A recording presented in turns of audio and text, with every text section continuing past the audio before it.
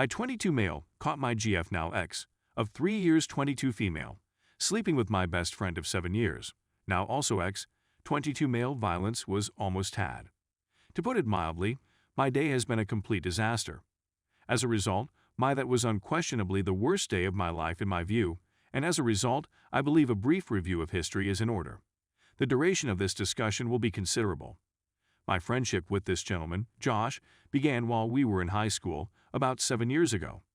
We'd known each other since 3rd grade, I guess, but hadn't really hung together until 10th grade, for a variety of reasons that I can't recall. As siblings, he and I were as close as brothers could possibly be.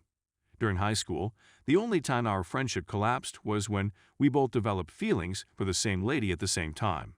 I first went after her. I made a mistake and stuff happens. After a few weeks, they were able to finally meet. I became upset with him because he made me feel like I was a third wheel on a few of occasions. Since that terrible event, things have been going quite smoothly for the most part. We went to the same high school and now share a house with 2 of our university classmates, who are also friends. Until now, everything had been going swimmingly. My first year of college has brought me into contact with a girl on his floor. She, Anna, was wonderful, and we struck up a quick friendship. We spent the next 3 years in the most loving, healthy, and joyous relationship I'd ever been a part of, and it was the highlight of my life. We never got into a fight, but instead spoke about a variety of issues.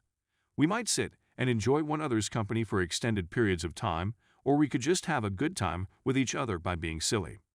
There's no point in trying to describe myself any further since the word love, taken in its most literal sense, perfectly reflects my feelings.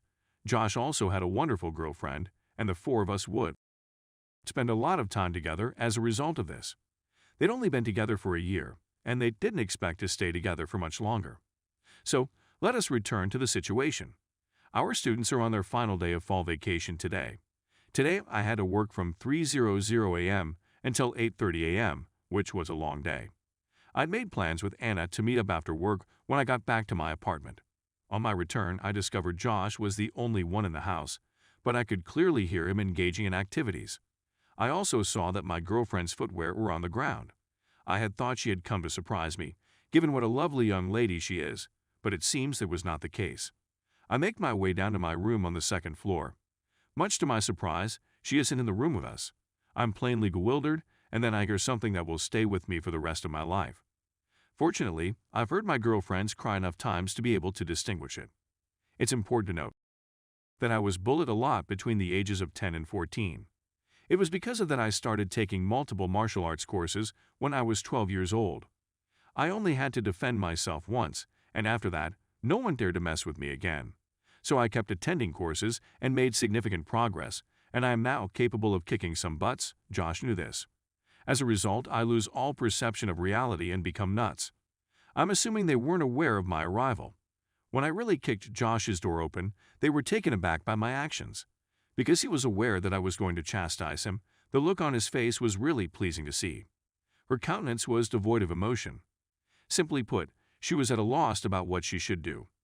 You know that scene in Fight Club when Ed Norton beats the out of Jared Leto? You know what I'm talking about.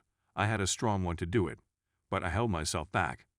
My belief was that merely knowing what I was capable of doing to him was sufficient punishment, especially when combined with the loss of his best friend and other similar consequences. Then I just stood there staring at her for a while.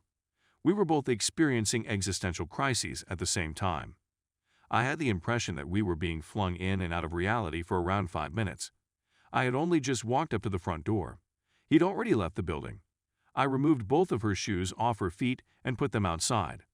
I went to my room and gathered all of her weird attire, placing it in a bag and leaving it at the front door of the building. She was in tears at this point in time. She proceeded to express regret, claiming that it had occurred just once and that it had been an error on her part. I told her to go and never talk to me again in the most calm and collected way I could muster, and that we were officially through. My emotions were exploding, and I could feel them erupting. The thought of curling up in a ball and dying made me want to and shout. That occurred around 5 hours ago.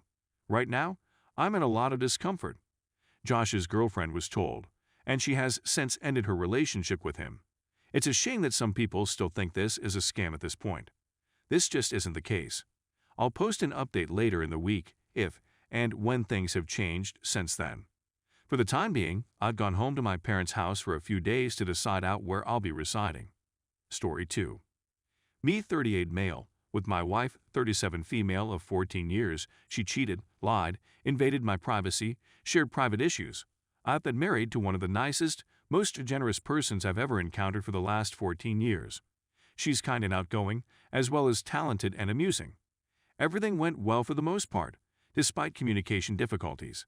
It's mostly due to the fact that I'm the polar opposite, an introvert and a private person. The first issue is as follows. Following our wedding, she told me that when we were dating 15 years or more ago, her ex-boyfriend walked up and kissed her while they were having a conversation. I was overjoyed when she informed me, but something about the way she told me made me feel a little uneasy. It was about 7 months ago when I found what it was. It was because of her sorrow that she came clean and told me that she had kissed him, not the other way around. She said that she kissed her ex because she had feelings for him and wanted to express them. It was only after kissing him that she realized she hadn't done so. A few things were causing me irritation. She was the one who cheated on me initially. Second, she lied about what happened for 15 years about what happened. My wife and I had already built a life together, kids, home, dog business, when this happened, and I don't believe it would have happened had she not notified me immediately away. My life would be considerably different right now. Because that sort of content is tough for me to digest, I had a terrible time with it at first. According to her latest statements, she has shown no regret for what she has done, that she believed something positive came out of it, in the sense that she realized she no longer had feelings for her ex-boyfriend. Moment 1. WTF is going on? Another issue is that my wife opted to encroach on my personal space just a few days after she had told me the truth. She'd been aware for some time that I had a problem with porn, so she set up DNS tracking and started keeping track of my whereabouts online. Upon her return to me after a week, she told me that porn was a bigger issue for her than kissing a guy 15 years before. She recently said that she believed it was an act of adultery and that she wanted to talk about it. My advice to her was that she should take a step back and come to a full stop. That she had the authority to persuade me that kissing a guy wasn't a big deal was beyond me. A dilemma had been hurting me for 15 years, and I wasn't ready to move on to other matters at that point. This was especially true when it seemed that she was merely seeking to deflect my focus away from my current issue. In addition, I was outraged that she had intruded on my personal space. I have nothing to hide, and you should neither, she said emphatically. WTF moment number 2. Now we're at a standstill, and I'm furious because she's cheating, lying, dismissing my sentiments, and violating my private. And she doesn't appear to want to recognize that any of it isn't correct. The most I've received from her in the last 6 months is I should have handled things better, and most recently, one day you'll understand. I just discovered that she was logging DNS once again. I blew out at her, and we got into a big fight. But it was via that dispute that I discovered she confided in a common acquaintance of ours about the problem. I've urged her many times to respect my desire for privacy and to keep our problem out of our circle of acquaintances.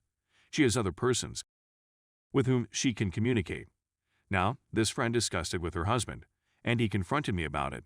She not only invaded my personal again, but she also made the situation public. I feel like I've been on the defense for 7 months due to her incessant assaults. I'm still not over her cheating and lying because of those assaults. Update. We have a therapy session tomorrow. The responses in this thread helped me in a few ways. First and foremost, it made me understand that she has severe difficulties with being the at-fault party. Second, it made me realize that I needed to go outside of my introverted comfort zone and attend therapy with her.